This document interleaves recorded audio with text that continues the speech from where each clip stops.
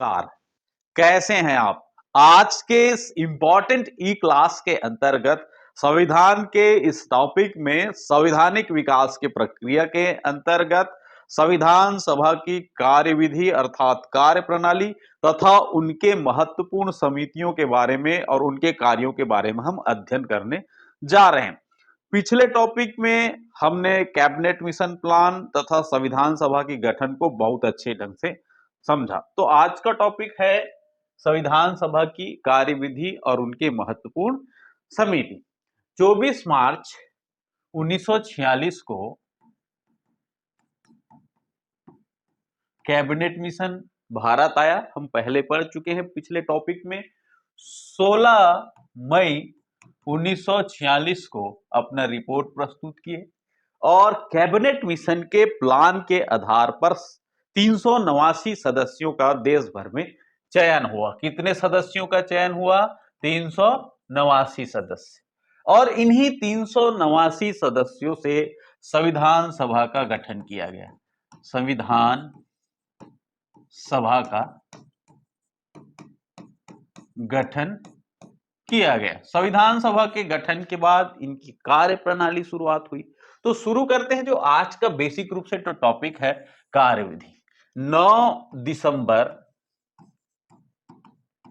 1946 को संविधान सभा की प्रथम बैठक हुई और इसमें जो सबसे वरिष्ठतम सदस्य थे जिसका नाम है डॉक्टर सच्चिदानंद सिन्हा।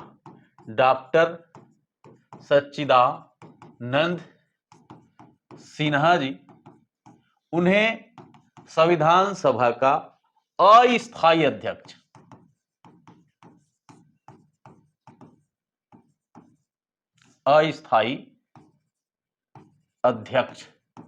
बनाए गए।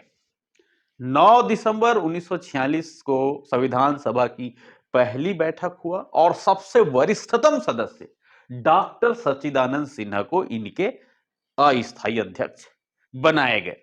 अब देखते हैं आगे इसमें क्या बात थी। तो इस जो सभा है, जो पहली बैठक हुआ है, उसका मुस्लिम लीग ने सीधे से बहिष्कार कर दिया क्योंकि उनका डिमांड तो अलग था। वो पृथक पाकिस्तान पर अड़े हुए थे और उनके लिए अपना अलग संविधान की अलग मांग थी।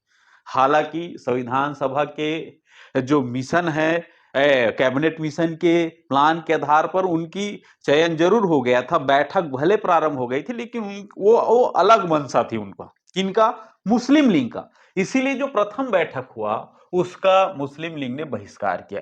ये प्रश्न कई बार प्रतियोगी परीक्षा में आया। अलग अलग 9 दिसंबर को वो प्रथम बैठक हुई। डॉक्टर सच्चिदानंद सिन्हा जो इसके प्रथम अस्थायी अध्यक्ष बने, इसको तो याद रखना ही। साथ ही साथ ये याद रखना है कि मुस्लिम लीग ने इस बैठक का जो प्रथम अधिवेशन है उनका बहिष्कार कर दिया। केवल 211 सदस्य ही उपस्थित थे। तो प्रथम बैठक हुई थी संविधान सभा का 9 दिसंबर 1946 को और डॉक्टर सच्चिदानंद सिन्हा इनके अस्थायी अध्यक्ष थे और 211 सदस्य भाग लिए थे तथा मुस्लिम लीग ने इसका बहिष्कार कर दिए। उसके 2 दिन बाद 11 दिसंबर 1946 को संविधान सभा की दूसरी बैठक हुई तथा डॉक्टर राजेंद्र प्रसाद को सर्वसम्मति से संविधान सभा का स्थायी अध्यक्ष बनाया गया। डॉक्टर राजेंद्र प्रसाद को अब क्या बना दिया गया? स्थायी अध्यक्ष। पहली बैठक हुआ था तो उसमें सच्चिदानंद सिन्हा जी को अस्थायी अध्यक्ष नियुक्त किए थे। उसके बाद 2 दिन बाद जब पुनः बैठक हुई तो सर्वसम्मति से डॉक्टर राजेंद्र प्रसाद को इनके स्थायी अध्यक्ष बनाए गए। उसके बाद 13 दिसंबर 1946 को जवाहरलाल नेहरू ने उद्देश्य प्रस्तुत किया। उद्देश्य प्रस्ताव प्रस्तुत किए कब? 13 दिसंबर 1946 में संविधान सभा की बैठक में। संविधान सभा में जे.एल. नेहरू ने जवाहरलाल नेहरू ने उद्देश्य प्रस्ताव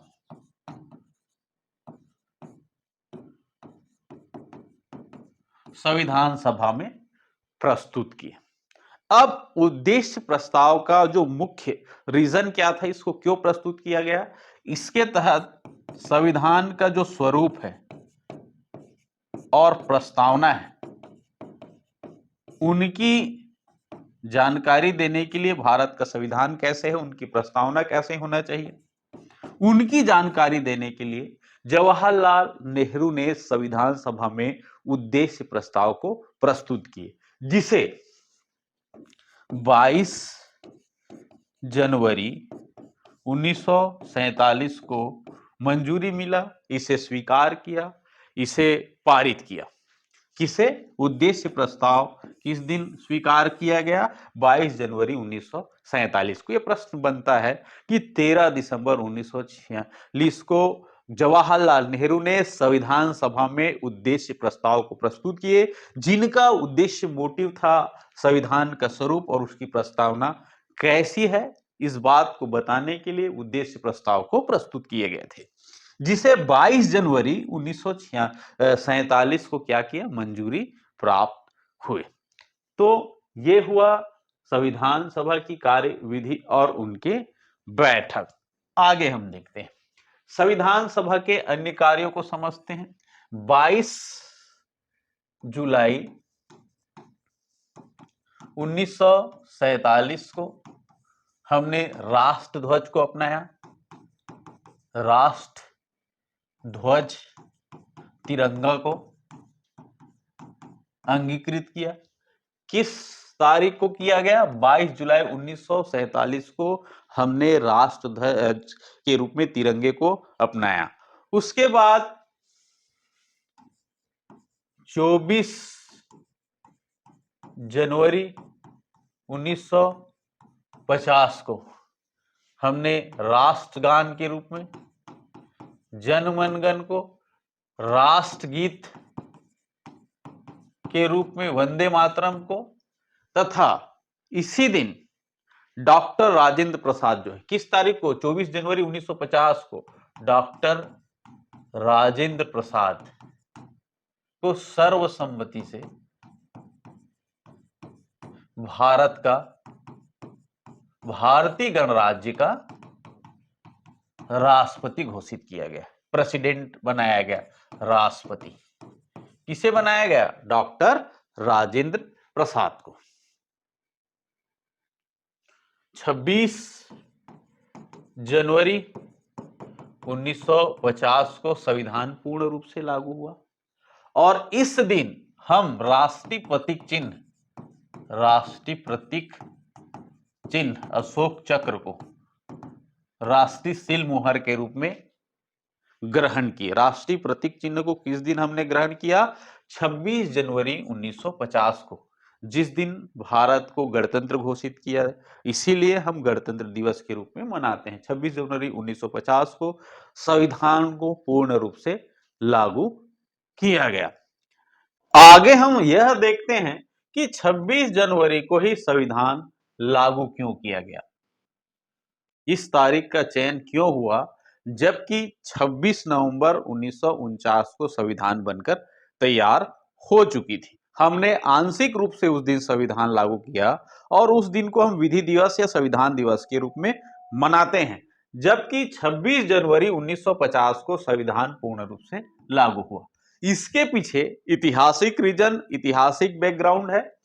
31 दिसंबर 1929 को कांग्रेस का वार्षिक अधिवेशन लाहौर में हुआ था। कांग्रेस का वार्षिक अधिवेशन कहां हुआ था? लाहौर में।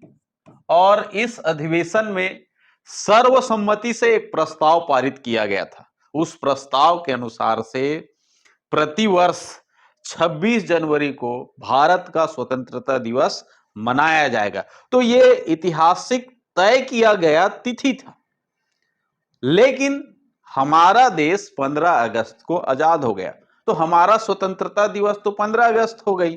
तो हमारे पास एक और दिन बाकी था संविधान लागू करना। इसीलिए संविधान सभा ने तय किया, यह ऐतिहासिक तारीख है, उसे हम जाने नहीं देंगे, यूं ही व्यर्थ जाने नहीं देंगे। और इस दिन संविधान को लागू कर दिया गया और इसी कारण से 26 जनवरी को संविधान लागू किया गया और भारत एक गणतंत्र देश घोषित किया गया। साथ ही साथ हम दो फैक्ट को और देखते हैं। मई 1949 को भारत जो है राष्ट्रमंडल का सदस्य बना। किसका सदस्य बना? राष्ट्रमंडल की सदस्यता का ग्रहण किया, सत्यापन किया राष्ट्रमंडल का मई 1949 को। दो फैक्ट हम भूल चुके थे।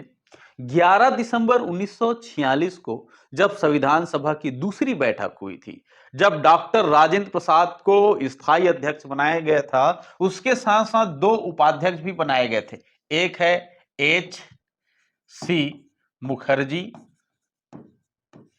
और दूसरा है V.T. कृष्णमाचारी।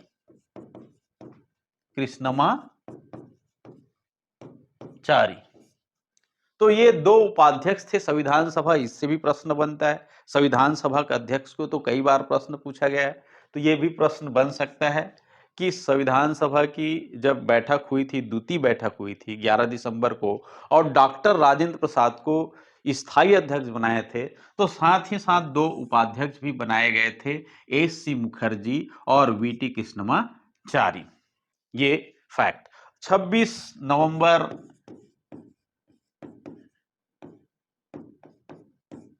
1949 को भारत का संविधान बनकर तैयार हुआ।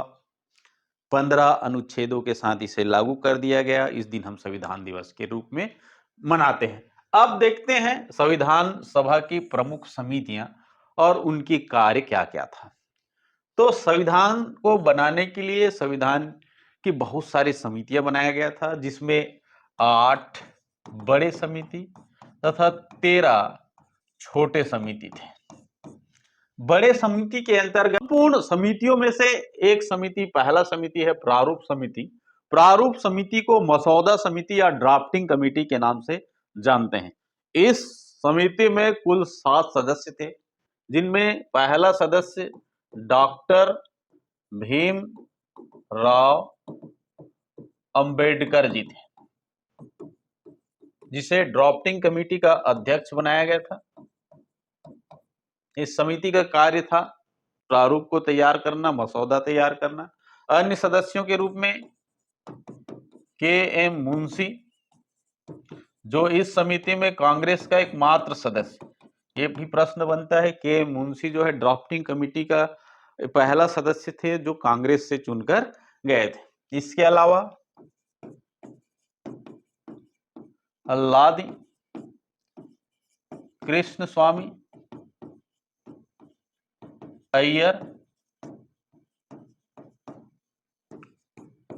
एन गोपाल स्वामी अयंगर,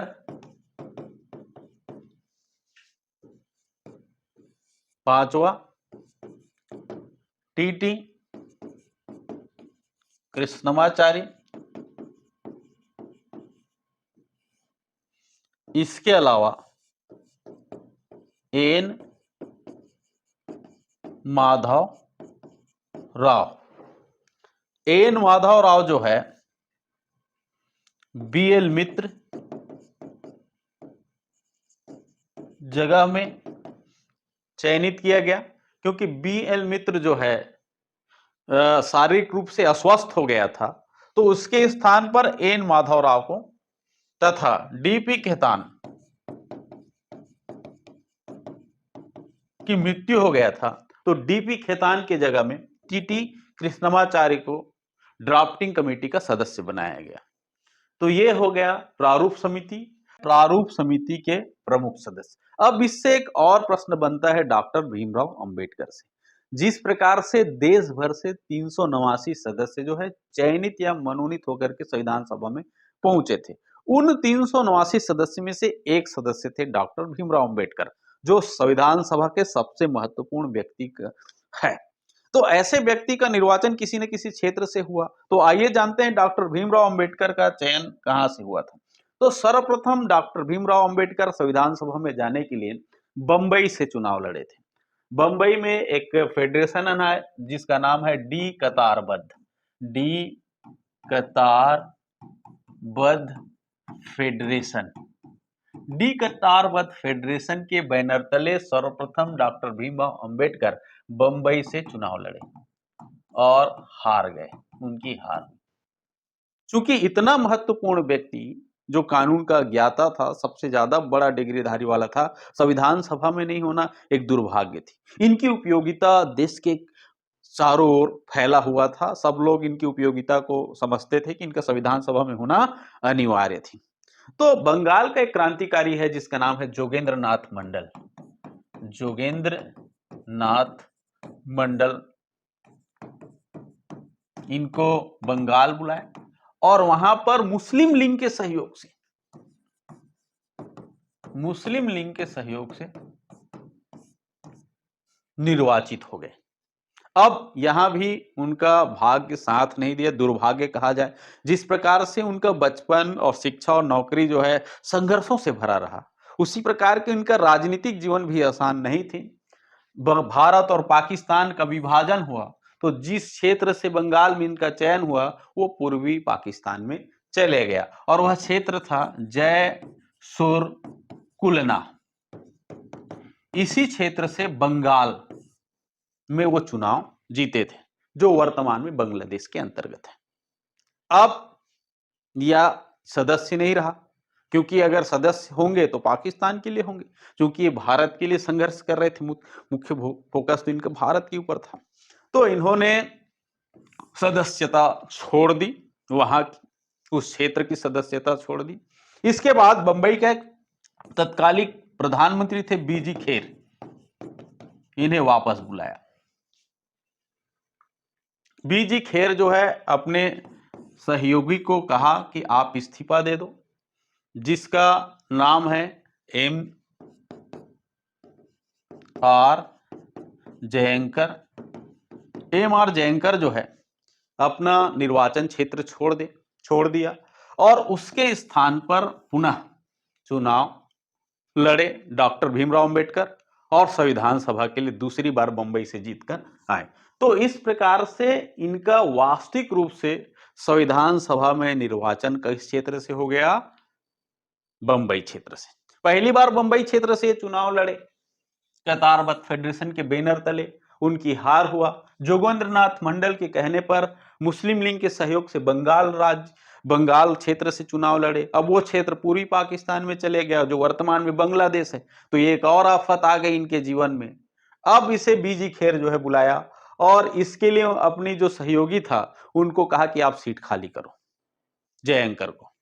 तो जयंकर जो है इनके लिए सीट अपना खाली कर दिए, जो कांग्रेस के सहयोग से संविधान सभा में गए थे और वहां से फिर डॉक्टर भीमराव अंबेडकर चयनित होकर के संविधान सभा में आए और ड्राफ्टिंग कमेटी के अध्यक्ष। समिति के बाद हम अन्य महत्वपूर्ण समितियों को भी देखते हैं, जैसे नियम समिति और संचालन समिति और झंडा समिति। नियम समिति, संचालन समिति और झंडा समिति, इन तीनों समिति के अध्यक्ष थे डॉक्टर राजेंद्र प्रसाद। उसके बाद संघीय संविधान, संघीय शक्ति और देशी रियासत, इन तीनों समिति के अध्यक्ष थे जवाहरलाल नेहरू। जवाहरलाल नेहरू जी। उसी प्रकार से प्रांतीय समिति, सलाहकार समिति, मौलिक अधिकार समिति और अल्पसंख्यक समिति, इन चारों समितियों का अध्यक्ष था सरदार पटेल, सरदार वल्लभ भाई पटेल। उसके बाद देखते हैं अल्पसंख्यक उप समिति। तो अल्पसंख्यक उप समिति का अध्यक्ष था एच सी मुखर्जी और मूल अधिकार समिति का, मूल अधिकार उप समिति का जे बी कृपलानी। तो ये है महत्वपूर्ण समिति और उनके अध्यक्ष। नियम समिति और संचालन समिति के अध्यक्ष कौन थे? डॉक्टर राजेंद्र प्रसाद। झंडा समिति का भी डॉक्टर राजेंद्र प्रसाद। संघीय संविधान समिति, संघी में जवाहरलाल नेहरू। देशी रियासत समिति में भी जवाहरलाल नेहरू। प्रांतीय समिति, सलाहकार समिति, मौलिक अधिकार समिति और अल्पसंख्यक समिति, इन चारों समिति का अध्यक्ष सरदार पटेल। अल्पसंख्यक उप समिति एस.सी. मुखर्जी। मूल अधिकार उप समिति जे.बी. कृपलानी।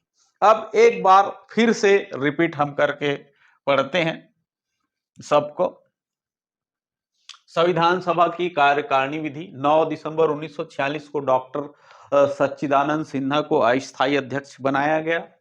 2 दिन बाद 11 दिसंबर 1946 को डॉक्टर राजेंद्र प्रसाद को स्थायी अध्यक्ष बनाया गया और 2 उपाध्यक्ष और भी बनाए गए, एस.सी. मुखर्जी और कृष्णमाचार्य। तो वी.टी. कृष्णमाचार्य और एस.सी. मुखर्जी को इनके उपाध्यक्ष बनाए गए। पहले जो सभा हुआ था उसमें 211 सदस्य भाग लिए थे। उद्देश्य प्रस्ताव जो है 13 दिसंबर 1946 को नेहरू द्वारा प्रस्तुत किए गए और इनका स्वरूप था, इनका जो उद्देश्य था संविधान के प्रस्तावना और उसके स्वरूप को समझना, जिसे 22 जनवरी 1947 को पारित कर दिया गया। इसके बाद देखते हैं संविधान सभा के अन्य कार्य। 24 जुलाई 1947 को हमने राष्ट्रध्वज तिरंगा को क्या किया था? अपनाया था। 24 जनवरी 1950 को हम राष्ट्रगान, राष्ट्रगीत को अपनाया था और राजेंद्र प्रसाद को इसी दिन भारत का राष्ट्रपति घोषित किए थे। 26 जनवरी 1950 को हमने राष्ट्रीय प्रतीक चिन्ह को अपनाया और इसी दिन हमने संविधान लागू किया। मई 1949 को भारत जो है राष्ट्रमंडल का सदस्य बना, अर्थात राष्ट्रमंडल की सदस्यता को ग्रहण की। 29 अगस्त 1947 को प्रारूप समिति का गठन किया गया। प्रमुख समितियों के अंतर्गत जिनके अध्यक्ष थे डॉक्टर भीमराव अंबेडकर, के.एम. मुंशी कांग्रेस के एकमात्र सदस्य, अल्लादी कृष्ण स्वामी अय्यर, एन. गोपाल स्वामी अयंगर और टी.टी. कृष्णमाचार्य जो डी.पी. खेतान के जगह पर आए थे। एन. माधव राव जो बी.एल. मित्र के स्थान पर सदस्य बने थे। आगे हम देखते हैं। प्रमुख बातें थी डॉक्टर भीमराव अंबेडकर से। डॉक्टर भीमराव अंबेडकर सबसे पहले बंबई से चुनाव लड़े थे डी कतारबद्ध फेडरेशन से और हार गए थे। जोगेंद्रनाथ मंडल ने उसे बंगाल बुलाया और मुस्लिम लीग के सहयोग से वो पहली बार बंगाल से चयनित हुआ। दुर्भाग्यवश पाकिस्तान विभाजन के कारण से वह क्षेत्र पूर्वी पाकिस्तान में चले गया, वर्तमान बांग्लादेश, और वह क्षेत्र था जयसूर कुलना। ये भी प्रश्न बनता है। उसके बाद बीजी खेर जो बंबई के तत्कालिक जो क्या थे प्रधानमंत्री थे, वो बंबई बुलाए और अपने सहयोगी जयंकर को इस्तीफा देने के लिए कहा और उसके जगह पर वो चुनाव लड़ करके संविधान सभा में चयनित होकर के गए। और इसके बाद देखते हैं प्रमुख समितियां। प्रमुख समितियों के अंतर्गत नियम समिति और संचालन समिति डॉक्टर राजेंद्र प्रसाद, झंडा समिति के अध्यक्ष डॉक्टर राजेंद्र प्रसाद, संघीय संविधान समिति, संघीय शक्ति समिति और देशी रियासत समिति जवाहरलाल नेहरू, प्रांतीय समिति, सलाहकार समिति और मौलिक अधिकार समिति, अल्पसंख्यक समिति के अध्यक्ष थे सरदार वल्लभ भाई पटेल। अल्पसंख्यक उप समिति के अध्यक्ष थे एस.सी. मुखर्जी और मूल अधिकार उप समिति के जे.बी. कृपलानी। तो इस प्रकार से ये संविधान सभा की कार्य प्रणाली और उनकी समितियों से संबंधित आंकड़े समाप्त हो गया है। आप इसे बार बार दोहरा कर पढ़िए, आपको अच्छे से याद होगा। आज का टॉपिक हम यहीं पर समाप्त करते हैं। जय हिंद, जय भारत।